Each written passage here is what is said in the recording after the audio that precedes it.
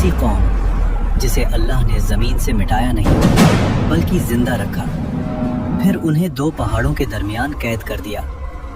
ना वो मर सकते हैं ना वो निकल सकते हैं, बस इंतज़ार। कुरान बताता है ये कौम हजारों सालों से कैद है और ये हर रोज एक दीवार को नोचती है, लेकिन जब अल्लाह चाहेगा सिर्फ एक लफ्ज कहा जाएगा, इंशाअल्लाह, और वो दीवार जो सदियों से खड़ी है एक ही दिन में टूट जाएगी। और जब ये कौम निकलेगी, रसूलुल्लाह सल्लल्लाहु अलैहि वसल्लम ने फरमाया, उनका पहला लश्कर समंदर में जाएगा।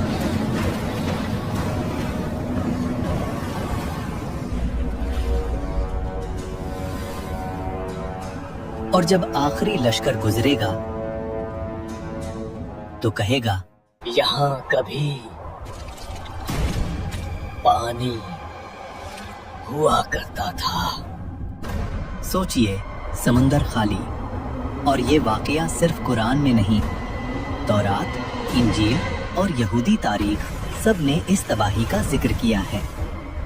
ये कौम है याजूज माजूज, एक ऐसी कौम जो एक बंद दीवार के पीछे कैद है, जो रोज उस दीवार को चाटते हैं, तोड़ना चाहते हैं और फिर कहते हैं,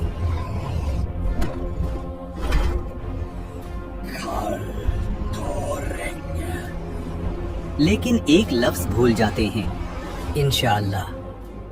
आज की इस वीडियो में हम जानेंगे याजूज माजूज असल में कौन है, क्या वो इंसान हैं या कोई और मखलूक, वो कहाँ कैद हैं, और सबसे बड़ा सवाल, क्या उनकी रिहाई का वक्त करीब आ चुका है। और वीडियो के आखिर में हम उस खतरनाक जंग की तरफ बढ़ेंगे जो याजूज माजूज के निकलने से पहले पूरी दुनिया को हिलाकर रख देगी। कुरान पाक सूरह अल कहफ आयत 93 से 98 में अल्लाह इस वाक़ये को तफसील से बयान करता है। ये वाक़या जुड़ा है एक अजीम बादशाह जुल्करनैन से। जब जुल्करनैन दो पहाड़ों के दरमियान पहुँचे तो वहाँ एक कौम मिली जो मुश्किल से बात समझती थी। उन्होंने कहा, ऐ जुल्करनैन, याजूज माजूज हमारी जमीन पर फसाद मचा रहे हैं, क्या हम आपको माल दे दें और आप हमारे और उनके दरमियान एक बंद बना दें। जुल्करनैन ने जवाब दिया, जो कुछ अल्लाह ने मुझे दिया है वो तुम्हारे माल से बेहतर है, बस मेरी मदद करो। कुरान बताता है कि इस बंद में लोहे के टुकड़े और पिघला हुआ तांबा इस्तेमाल हुआ। आज मॉडर्न साइंस भी मानता है कि आयरन और कॉपर का मिक्स एक ऐसा एलॉय बनाता है जिसे तोड़ना लगभग नामुमकिन होता है। ये कोई आम दीवार नहीं थी, ये अल्लाह की कुदरत से बनी कैद थी। लेकिन सवाल अभी बाकी है, याजूज माजूज कौन है? जिन, शैतान या इंसान?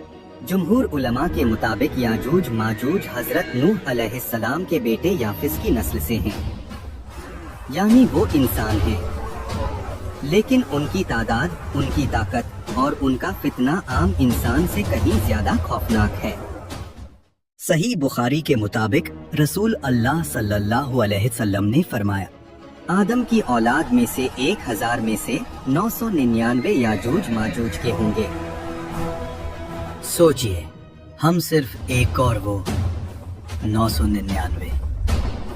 सुनन इब्न माजे में है कि वो हर रोज दीवार खोदते हैं, यहाँ तक कि रोशनी नजर आने लगती है।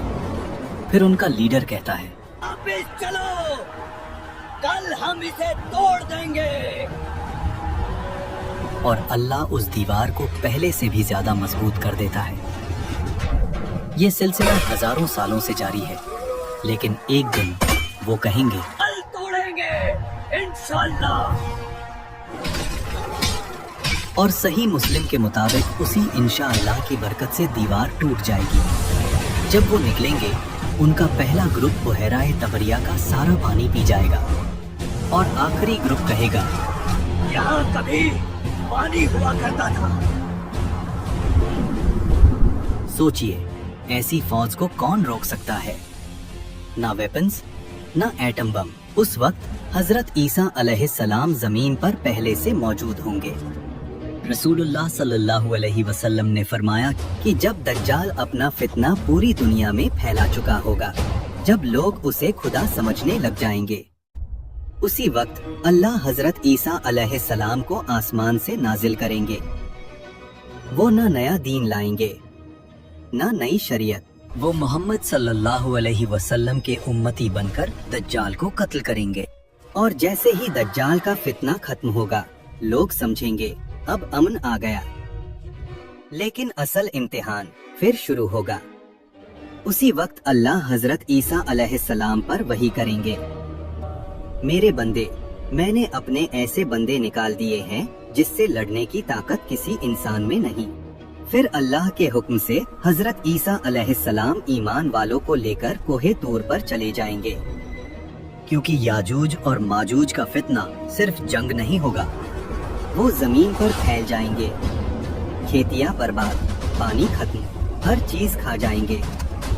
हदीस के इशारे से मालूम होता है कि वो जानवरों को भी नहीं छोड़ेंगे, इंसानी लाशों को भी पांव तले रौंदेंगे और हर चीज को फसाद में बदल देंगे।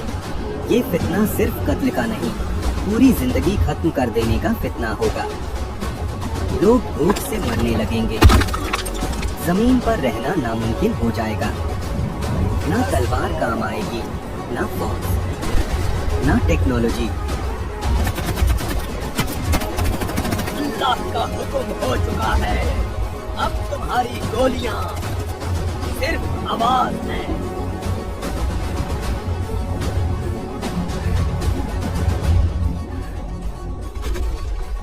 कमजोर इंसान समझा है क्या?